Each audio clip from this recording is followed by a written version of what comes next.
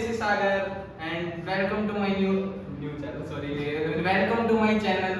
So आज हम कोई ये वीडियो ब्लॉग वाली नहीं रहने वाली है, ये सिर्फ एक निमसेट लास्ट ईयर रैंकर 40 के साथ हम इंटरव्यू लेने जा रहे हैं। मीन्स मैं इंटरव्यू लेने जा रहा हूँ, तो वो रहने वाली है। Last month preparation trip for the NIMCET 22 examination.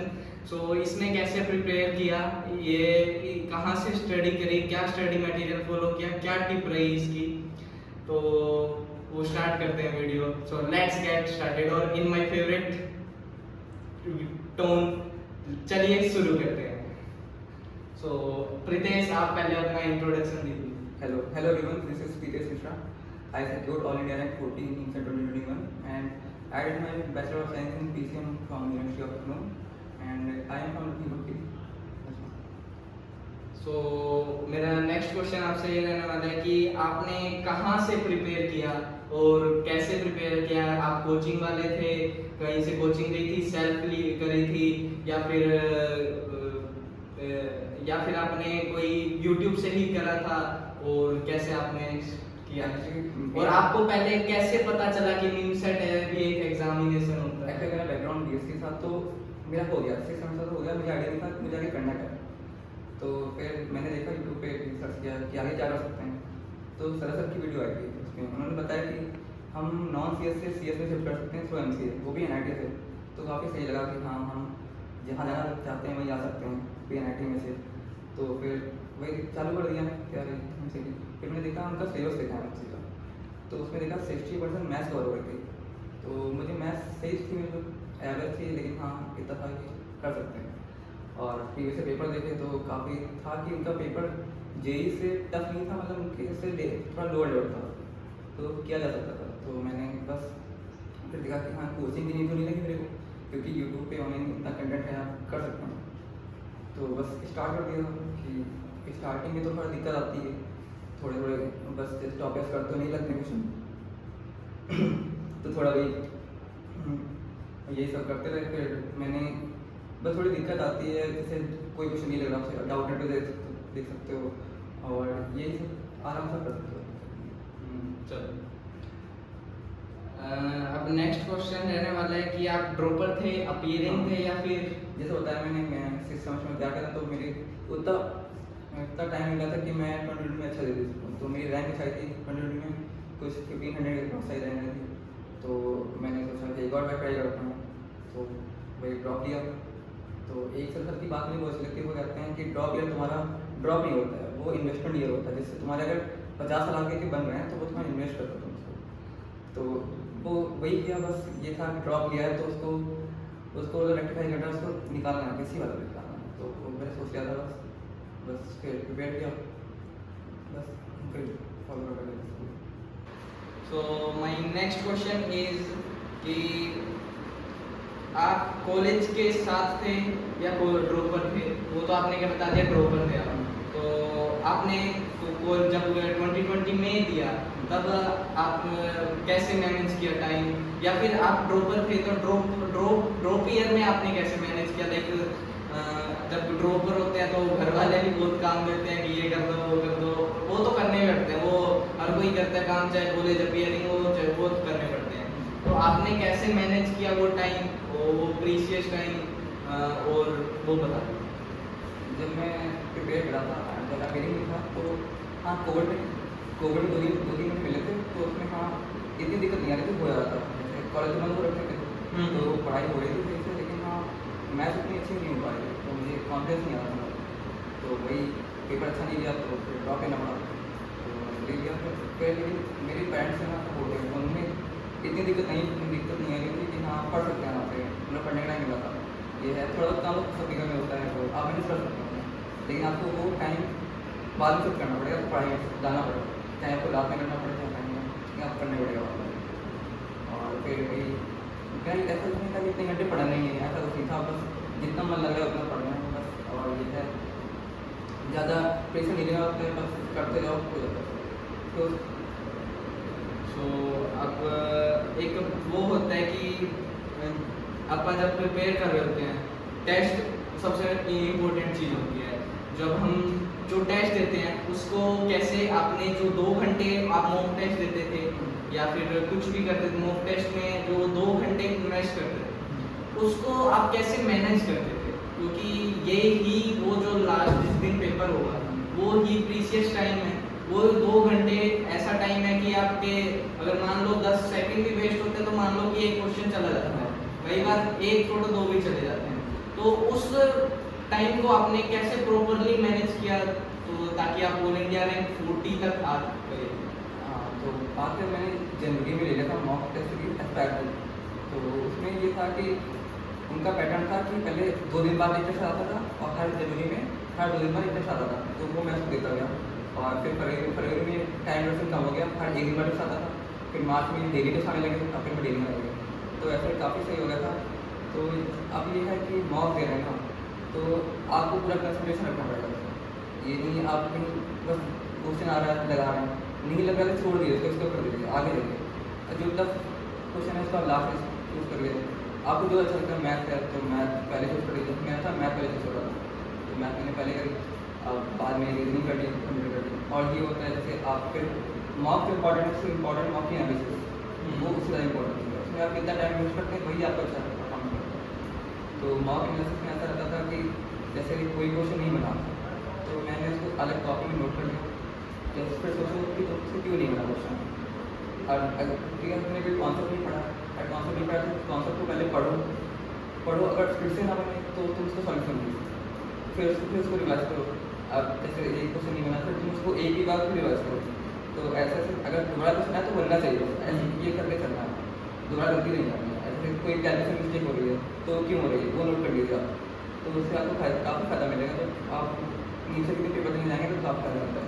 ये मॉक एनालिसिस सबसे इम्पोर्टेंट, मॉक इम्पोर्टेंट नहीं है उसकी एनालिसिस वो आप कैसे करते हैं वही आपको नहीं बोल, जैसे कि आपने बताया कि पहली गलती हो जाए तो कोई दिक्कत नहीं होती, मतलब कि हमसे भी गलती होती है, जब मैं प्रिपेयर कर रहा होता था कभी ऐसा होता था कि फर्स्ट टाइम गलती हो जाती थी कोई बात नहीं, बट अगर वही question same question second time wrong हो रहा है वो मतलब कि वो ऐसी गंदी मिस्टेक होती है कि क्योंकि मैंने वो किया हुआ क्वेश्चन मैं दोबारा रॉन्ग कर रहा हूँ, अब और गिल्ट फील होता है, वो बहुत गिल्टी फील करने वाली कर्म वो उस टाइम होता है कि हाँ भाई आता हुआ क्वेश्चन मैंने किया हुआ क्वेश्चन मैंने दोबारा गलत कर दिया, तो ये थोड़ा इसको देखना, मिस्टेक संभालना, अपनी मिस्टेक कैसे मैनेज करनी है, लाइक अगर आया अगर इसमें गलती क्या रहती है कि हमने उसका प्रॉपर एनालिसिस नहीं किया, अगर हमने प्रॉपर एनालिसिस किया होता तो इवन आपका वो आंसर वो ध्यान भी रहता, तो या फिर ध्यान रहता है या आप उसको 2 से 10 सेकंड में आप उसको निकाल सकते, सोल्व भी कर सकते थे, तो इसका ध्यान रखना। और अब मेरा नेक्स्ट क्वेश्चन प्रीतेश से ये है कि आप कितने घंटे पढ़ते थे, ये बहुत अलग सवाल रहता है कि आप कितने घंटे पढ़ते थे, बच्चों का ये रहता है कि आप क्या पढ़ते थे, कितने घंटे पढ़ते थे, वो बता। घंटे का ऐसा था कि इतने घंटे पढ़ना ही है, मेरे से ऐसा नहीं होता, जैसे वी आर नॉट रोबोट्स, हम ह्यूमंस हैं, हम नहीं फॉलो कर सकते ये तुम 5 घंटे डेली पढ़ो ऐसा नहीं हो सकता, पॉसिबल नहीं, तो ये है कि जितना मन कर रहा है उतना पढ़ो, और ये मेरा ये था कि मैं सुबह उठ के अपनी टू डू लिस्ट बनाता था कि मुझे ये टॉपिक कवर करना है, वो कैसे करना है, ये इतना रिवीजन करना है, इतने क्वेश्चन कवर करने हैं, और जैसे कुछ फार्मूले को रिवाइज करने हैं, और रीजनिंग में कितने क्वेश्चन करने हैं, ये तो करना है, भले रात को 2 बजे नहीं हो जाए, अगर वो 2 घंटे वगैरह तो हो गया तो फिर सो जाते, लेकिन वो करना है, मेरा ये ऐसा कोई घंटे वैसे नहीं कर सकता, आप अपने टारगेट लेके चलो तो आपको टारगेट लेके कंप्लीट करना है ऐसा है, और टारगेट लेके चलो और क्वालिटी टाइम स्पेंड करो, यूं नहीं कि आप 10 घंटे पढ़ रहे हो 8 घंटे पढ़ रहे हो, इवन आप 4 घंटे भी पढ़ोगे ना बट वो 4 घंटे आपने प्रीशियस टाइम दिया और वो उसमें 4 घंटे में आपने 8 घंटे पढ़ लिए। आप कई बार देखते हो जेईई या फिर रैंक देखते हो, वो मतलब उनका इंटरव्यू दे रहे होते हैं तब बोलते हैं कि हम 4 घंटे पढ़ते थे 5 घंटे पढ़ते थे, बट वो जो 4-5 घंटे पढ़ते थे ना उनका माइंडसेट उस टाइम ऐसा होता था कि वो सिर्फ पढ़ाई के बारे में सोच रहे होते थे और कोई जो भी वो कर रहे हैं उस बारे में सोच रहे होते थे। कई बार एक बार जब पढ़ रहे होते हैं ना तो अपना ध्यान भटकता है, तो यहाँ जा रहे हैं क्रिकेट खेलने चलते हैं, फुटबॉल खेलने चलते हैं, आजकल तो कोविड के टाइम में बाहर नहीं जा सकते थे, आप जबरदस्ती 8 में टाइम कवर कर रहे हैं, 4 घंटे का कवर कर रहे हैं, आप पढ़ नहीं रहे हैं, कवर कर रहे हैं, मतलब कि हम टाइम निकाल रहे हैं, हमको लग रहा है कि हम 4 घंटे पढ़ लिए बट वो पढ़े नहीं, वो बीच में टाइम अपना कहीं लग गया, फोन में लग गया या फिर कहीं भी लग गया। जितना टाइम ना लगे उतना पढ़ो, इतना पैसा नहीं अब ऑलमोस्ट 1 मंथ लेफ्ट है। 20 जून को अपना निमसेट का एग्ज़ाम है, अपना तो नहीं बट मतलब अपने जूनियर्स का निमसेट का एग्ज़ाम है, तो उनकी 1 मंथ बचा है। तो लास्ट मंथ आपने कैसे प्रिपेयर किया कि आपने यहाँ तक आए? मैं अपना बताता हूँ कि लास्ट टाइम मैं बचा था तो मैंने बस खाली मॉक्स करे थे, मॉक्स में एनालिसिस और डेली एक प्रीवियस ईयर उठाता था उसको लगाता था पूरा और उसकी एनालिसिस करता था बस। और जैसे रिवीजन करना है तो उसमें आपको उसमें नया नहीं पढ़ना, जितना आपने पढ़ाना साथ में बस उसको रिवाइज करना है, जितना रिवाइज कर सकते हैं उसको। और मेन है मॉक एनालिसिस, कितने मॉक्स करो उसमें एनालिसिस करो, जो कुछ नहीं लग रहा है क्यों नहीं लग रहा है आपसे, लास्ट में आके क्यों नहीं लग रहा है, आपके जैसे 500 मार्क्स आ रहे हैं तो आपके 600 क्यों नहीं आ रहे हैं, ये आपको पूछना है। अगर 600 में 700 क्यों नहीं आ रहे हैं, ये आपको पूछना है। ऐसे ऐसे आपके नंबर इंप्रूव होंगे, आप अपनी गलती से उससे बिल्कुल नहीं करेंगे और रिविजन करिए अच्छे से बस। और हाँ, डेली फॉर्मूले डेली रिवाइज करिए क्योंकि वही आपको स्पीड देगी और कुछ नहीं। और रीजनिंग का ऐसा है कि इसकी शॉर्टेज होती हैं, वो जितनी शॉर्टेज कवर कर लेंगे ना वो आपका टाइम वो आप मैथ दे सकते हैं, क्योंकि मैथ की है इंटर का वो आपका 60% कवर कर देगा। मैथ से इतना अच्छा हो गया ना बस खत्म। सो आपने एक ये बात बताई कि जो निमसेट का पेपर था अपना 7 अगस्त को था निमसेट का, आपने 6 अगस्त को क्या किया? 6 अगस्त तक आपने क्या किया और 6 अगस्त को क्या किया? आपने 6 अगस्त तक तो बता दिया कि 1 मंथ में मैंने कोई प्रीवियस ईयर दिए थे और मॉक्स दिए थे, मॉक्स का प्रॉपर एनालिसिस किया था। 6th को आपने क्या किया और फिर 7th को बता। 6th को ऐसा कुछ नहीं, बस फॉर्मूले रिवाइज करे थे, बाकी मुश्किल कर रहा था ऐसा कुछ नहीं। आराम से सो पूरी प्रॉपर नींद लो तभी तो मैं अच्छा परफॉर्म कर पाऊँगा, नहीं तो गड़बड़ हो जाएगा। बस आराम से बस खाली फॉर्मूले रिवाइज कर लेना और कुछ नहीं करना, पैसा नहीं लेना, क्योंकि आपने इतनी मेहनत करी ना वो आपका रिफ्लेक्ट होगी, एग्जाम रिफ्लेक्ट होगी, उसके लिए टेंशन नहीं लेंगे। बस लास्ट में फॉर्मूले रिवाइज करो, चेक करो, आराम से। और 7 अगस्त को आपने मतलब जो वो 2 घंटे थे, तो वो जो 11 से 1 11 AM to 1 PM आपने कैसे स्पेंड की कि आपको मतलब कि छोटा छोटा अगर गलती तो हुई होगी, रोंग तो आपसे भी हुए होंगे, आई थिंक वो हुए होंगे कुछ ना कुछ, चलो वो तो होते ही रहते हैं क्योंकि हम इंसान है, गलती होएगी।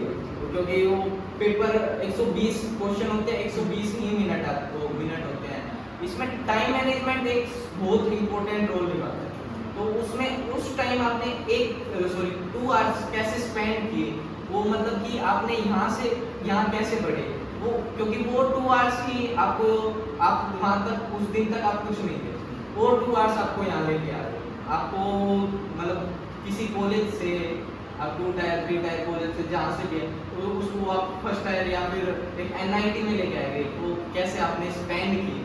ऐसा होता है कि जब आप 70+ मार्क्स लेके जाते हो ना फॉल में, तो आपके पे प्रेशर इतना कुछ नहीं रहता, मतलब प्रेशर तो होगा लेकिन वो काफ़ी कम हो जाता है कि वो आपका परफॉर्मेंस में इफेक्ट नहीं डालेगा। प्रेशर तो रहता है, सब पे रहता है, 15 लोग बैठे हैं आस पास होते हैं हाथ में, तो कंपटीशन तो होता है लेकिन इतना नहीं रहता कि हाँ आप देख सकते हो आराम से। बस ये था कि क्वेश्चन देखो सही से करो, इजीली जो टफ क्वेश्चन है उनको बाद में करो, अगर नहीं लगा तो तुरंत उसके ऊपर टाइम वेस्ट नहीं करना क्वेश्चन पे।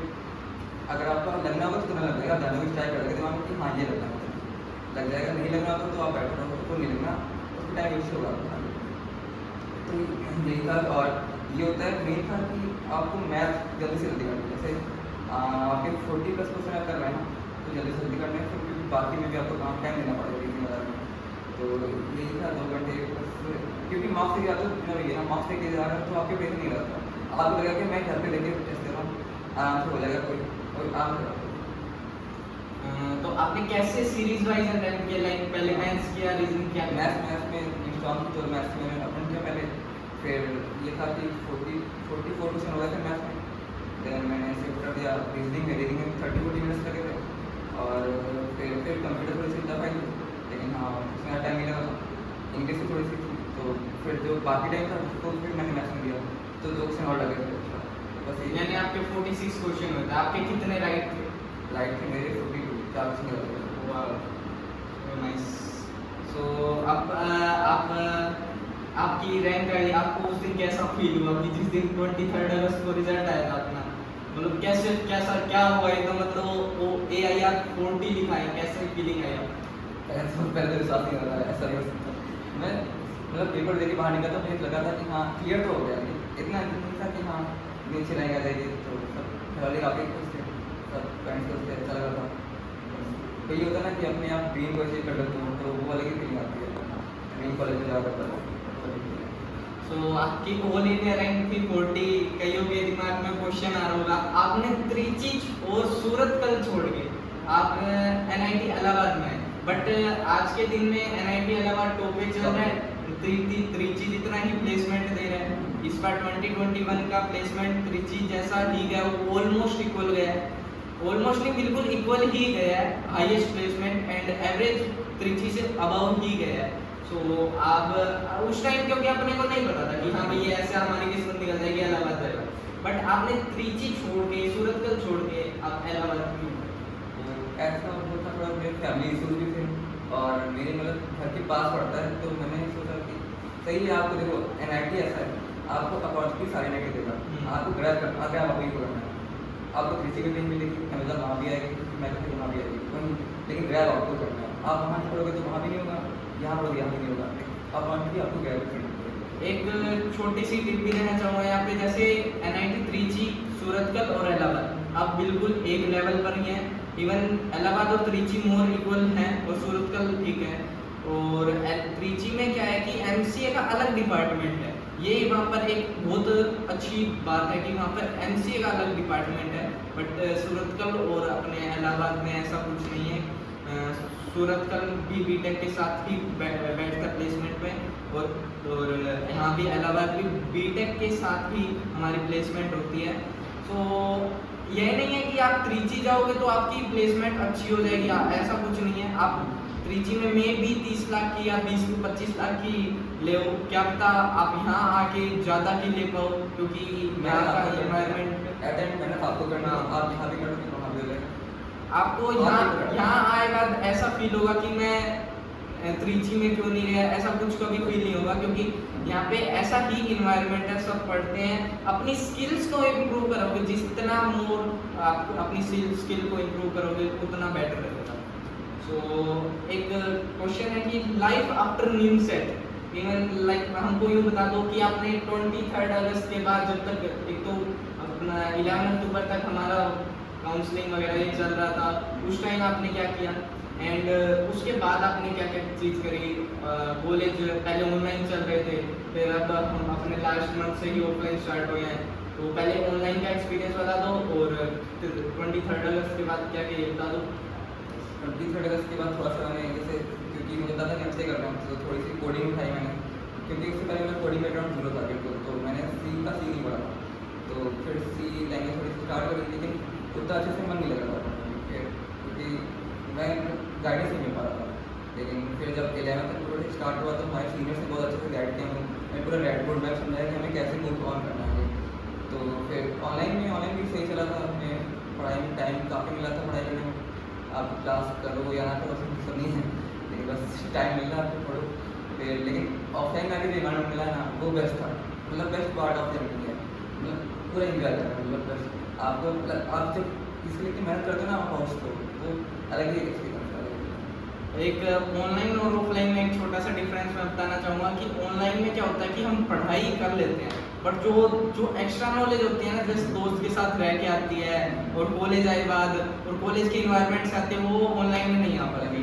वो मैंने ये चीज़ हम सभी ने फील किया है कि जब हम ऑनलाइन पढ़ रहे थे, हमें लाइक 3 to 4 मंथ हमने ऑनलाइन पढ़ा, उतना नॉलेज हमको उस टाइम गेन नहीं हो पाई जितनी हमें यहाँ 1 मंथ में आके हो गई। लाइक कैसे कंपनी जाती है, क्या चीज़ क्या प्रोसीजर होता है, कैसा इन्वायरमेंट है एनआईटी में, लाइक दैट। सो ये होता है। अब मेरा लास्ट क्वेश्चन होगा कि एक छोटी सी टिप्स, थोड़ी सी टिप्स दे दो हमारे व्यूअर्स को कि अब क्या आप टिप्स देना चाहोगे कि 22 को करेक्ट करने में। टिप्स ये रहेंगे कि हाँ लास्ट मंथ में जितना हो सके मॉक्स को और daily PYQ previous year question उठा लो, डेली सॉल्व करना, मतलब सॉल्व करना कि अगर प्रीवियस ईयर से कोई क्वेश्चन आ रहा है ना तो उस पर टाइम वेस्ट नहीं करना है, वो आपको देखते मार्क कर देना है, देखते मार्क करना है, क्योंकि वो जो टाइम बचेगा ना वो आप दूसरे क्वेश्चन से कर सकते हैं, वो क्वेश्चन आपके बहुत कुछ फायदा मिलता है, क्योंकि मुझे तो मिला, मैंने पर्सनली फील किया। और रीजनिंग का भी है कि हाँ थोड़ा बहुत आप करते रहो, लेकिन जितना ध्यान से तो मैथ अच्छे से करो, रिविजन करो, डेली फॉर्मूले रिवाइज करो, और बस यही है। फिर बस ये डिवाइस को डिलीट करना है, नया कुछ भी नहीं पढ़ना है। तो टाइम स्पेंड की सबसे मोस्ट इम्पोर्टेंट थिंग है अपने न्यूज सेट में टाइम मैनेजमेंट, जो कि हम कहते हैं। बाकी आपको यूट्यूब पे और भी अच्छे की मिल जाएगी वीडियो, आप वो भी देखना। हर किसी का एक्सपीरियंस अलग होता है, यूँ नहीं कि ये इसने ऐसा किया, मैंने ऐसा किया, किसी ऑल इंडिया रैंक सरदार ने किया, वो ऐसे ही आप करो। आप अपनी कैपेबिलिटी के हिसाब से देखो भाई मेरा क्या चीज़ है, कैसे करना है। So thank you for watching this blog video. So thank you and all the best. आप ही हमारे thank you everyone, all the best for 2020। में हम जो भी NIT इलाहाबाद आने वाले हैं, हम आपसे मिल लेंगे, ज़रूर मिलेंगे। हमारी ब्रीफिंग भी होगी, सो सब चीज़ होगी। Thank you for watching, bye. जब अपना 11 बजे के बाद स्टार्ट होगा, 10 बजे तक, नो 11 बजे, 11 से। Hello everyone, I am Sagar, welcome to my channel. आज कोई ब्लॉग वाली वीडियो नहीं रहने वाली है, ये सिर्फ एक वीडियो रहेगी जिसमें मैं ऑल इंडिया रैंक मेरी 151 थी, जो कि प्रीवियस का इंटरव्यू दे रहा हूँ, जो आपको बताएगा last month preparation trick for the NIMSET 22 examination. तो इसने कैसे प्रिपेयर किया, ये कहाँ से स्टडी करी, क्या स्टडी मटेरियल फॉलो किया, क्या टिप रही इसकी, तो स्टार्ट करते हैं वीडियो। Let's get started. और इन माय फेवरेट, तो चलिए शुरू करते हैं। बात नहीं है तो यार कुछ गर्मी लग रही है।